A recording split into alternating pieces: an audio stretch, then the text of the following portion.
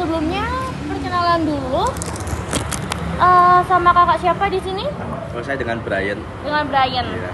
Jadi ini untuk pekerjaan kakak lebih ke jasa ya? Iya, betul. Jasa Dokumentasi.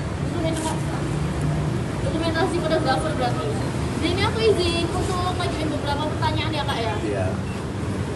Kalau boleh tahu gimana sih cara-cara kayak perekrutan gitu karyawan di usaha kakak itu?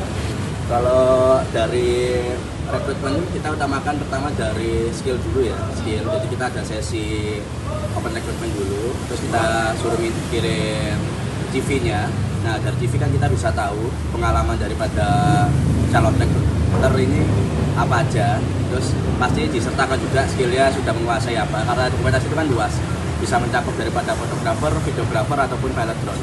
Nah, dari skill yang sudah tertera kita laksanakan, kita suruh ke kantor, nanti di kantor kita wawancarai. Karena kalau skill saja cukup, itu menurut kami masih ada beberapa aspek yang perlu dipertimbangkan. Pertama, cara komunikasinya. Kedua, cara dia menjaga atau merawat klien, karena kan pastinya untuk customer ini itu yang berhubungan langsung orang-orang di lapangan. Jadi baik buruknya dia di lapangan ketika mendokumentasikan itu berpengaruh ke vendor kami. Jadi dari situ setelah kita wawancari beberapa aspek, kita langsung tes praktik. Nah, jadi di studio kami itu langsung kami suruh praktik. Kami ingin tahu apakah dia benar-benar menguasai. Jadi apakah yang dicantumkan di CV-nya itu benar-benar sesuai dengan dirinya. Berbagai aspek probabilitas yang ada kita tes langsung. Bila mana sudah sesuai, langsung kita ajak untuk training. Jadi kita training dengan cara apa? Kita ikut sertakan waktu saat kita ada job. Jadi kita training dulu, kita ajari hal-hal dasar dulu, cara mentreatment tamu, menemui klien, menghubungi klien. Jadi daripada beberapa aspek termasuk tata keramanya itu tidak ada. Dan juga kalau kita udah tahu di training 3 bulan, baru bila dinyatakan layak, kita tekan kontrak. Nah, tekan kontrak ini bisa diperpanjang, lihat nanti dia selama beberapa bulan yang tertera di kontrak. Nanti kita juga buat MOU agar dari pihak pertama vendor, pihak kedua karyawan itu tidak terjadi hal-hal yang tidak diinginkan. Kita resmi, ada badan hukumnya juga. Nah, nanti kalau kontraknya sudah habis, bisa buat pertimbangan daripada kinerjanya selama ini. Bila mana cukup keberlanjutan, ya kita lanjutkan, perpanjang kontrak. Bila dia menurut kami sudah cukup, kita putus kontrak. Saya kira ada kriteria kayak pertama nggak sih yang paling nonjol gitu dipilih? Pertama pasti kita kriterianya itu lebih ke skill ya, baik itu soft skill ataupun hard skill.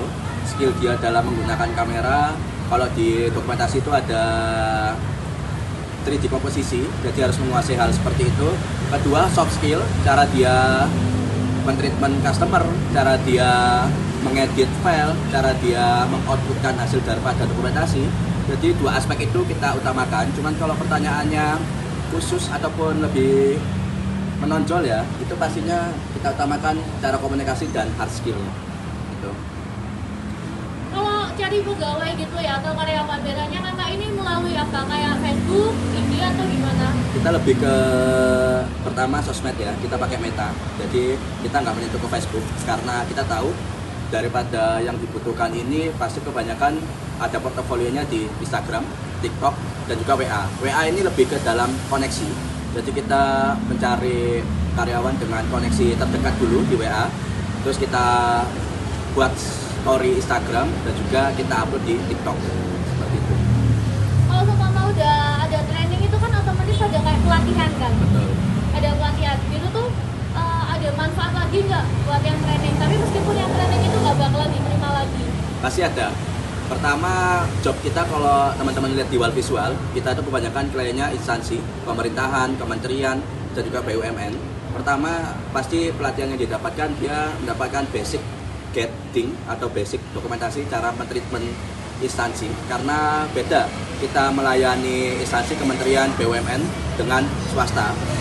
Pertama dari cara pengambilan, kedua cara menghadapi pimpinan, ketiga cara menghadapi protokol, keempat cara pengambilan gambar. Jadi seenggaknya dia punya ilmu yang notabene bisa dia gunakan ketika dia ada job lagi di luar kerjaan ataupun job di luar visual ini untuk mendokumentasikan pemerintahan. Karena dia tahu, oh bagaimana sih mendokumentasikan pimpinan, oh bagaimana sih cara menemui dan briefing bersama protokol. Oh, alat dan perlengkapan apa yang saya butuhkan kalau pimpinan, karena kita punya jarak khusus, pimpinan ini nggak bisa didokumentasikan secara 1 meter 2 meter, pasti bisa 5 meter lebih.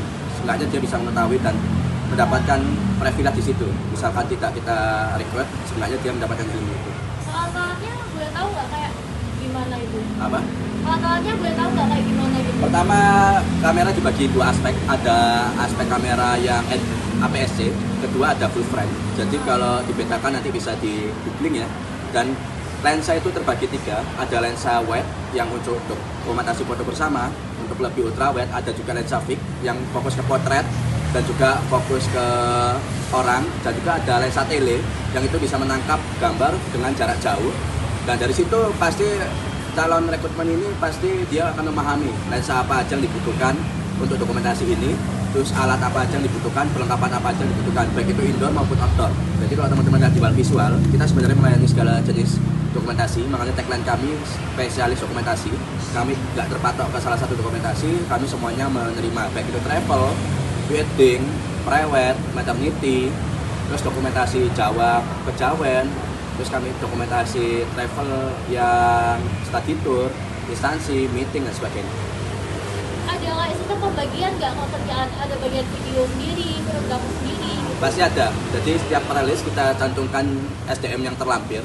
Bila mana anggap aja misalkan paket A itu mencakup 1 fotografer, berarti yang berangkat hanya fotografer.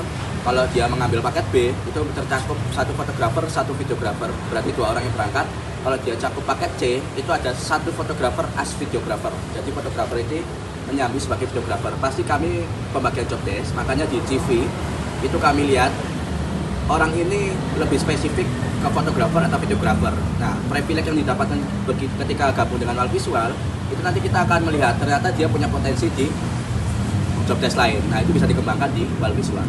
Terus kalau maaf nih, kalau boleh tahu, kalau sistem gajinya pegawai kakak ini diambil mingguan atau bulanan? Terus kalau umpama bulanan itu mereka bakalan ada bonus sendiri, langsung sit di tim atau cuman kayak apa satu orang gitu bonusnya sesuai? Oke, kalau gaji kembali dulu yang di masa trainer kita gajinya per job. Tapi kalau sudah ada taken kontra itu pasti bulanan ada. Kita akan menghitung berapa kali dia ngejob dan pasti ada bonus. Bonus itu terkait dengan kepuasan customer. Jadi setiap selesai dokumentasi kita juga lihat apakah customer itu puas, kita tanyakan. Kedua, kita lihat daripada deadline-nya. Misalkan kita ada deadline untuk kirim foto, deadline video, bila mana dia tepat waktu terus, pasti kita akan kasih bonus untuk SDM tersebut. Selalu ada evaluasi nggak sih apa selesai kerjaan gitu? Pasti kita evaluasi 3 bulan sekali, karena 3 bulan trainer sekali. masanya ada 3 bulan, dan di trainer itu kita akan evaluasi. Jadi kita nggak meninggalkan yang di training dengan begitu saja, kita pasti mengevaluasi. Kenapa kamu nggak dipakai di Wal Visual? Alasannya kamu harus melatih A, B, C, D, F, G. Kenapa kamu diterima? Karena kamu memiliki A, B, C, D, F, G. Seperti itu. Dan itu mencakup seluruh karyawan dan juga orang-orang di training. Ya mungkin itu aja sih kak yang mau aku tanyain. Udah ya? Udah sih kak. Nggak jadi 20. Nah, jadi udah aku jadiin 1 tadi. Oh, ya. Udah ada semua jawabannya. Makasih banyak ya. Maaf Ya. banget aku ganggu kalian berdua. Santai-santai.